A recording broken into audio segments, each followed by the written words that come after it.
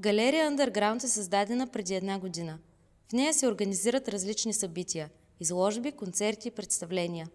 Идеята на мястото е да служи за платформа на млади таланти. Целта на това място почти че и е заложена в самото му име, Underground. Идеята на пространството е да дава място за млади таланти, които все още не са успяли да се представят пред публика, независимо от изкуството, което правят, дали ще е театър, перформанс или картини, за да могат да представят себе си и творчеството си на публиката.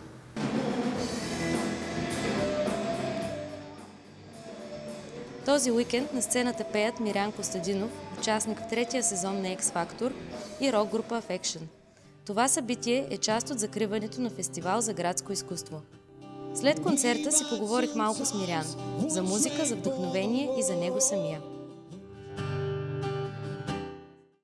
Просто когато има искрицата и човек има желанието да направи нещо, трябва това нещо да се подкрепя и да се окуражава, за да може човека да се развива. Това мисля, че най-много ни липсва и затова няма възможност на много млади хора да пробият в музикалната индустрия.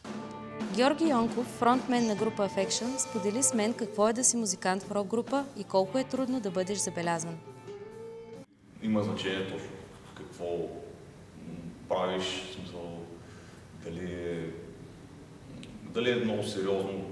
Нали, от моя гледна точка, моите текстове са много сериозни и много хора явно нямат нужда от такива неща и повечето хора не ги разбират, докато когато се измисли нещо майтапчиско и такова по-провокиращо дори по някакъв начин, има повече успех, дори без значение дали самият изпълнител или група могат да се справят толкова добре с инструментите и микрофона. В днешно време е трудно да се артист в България.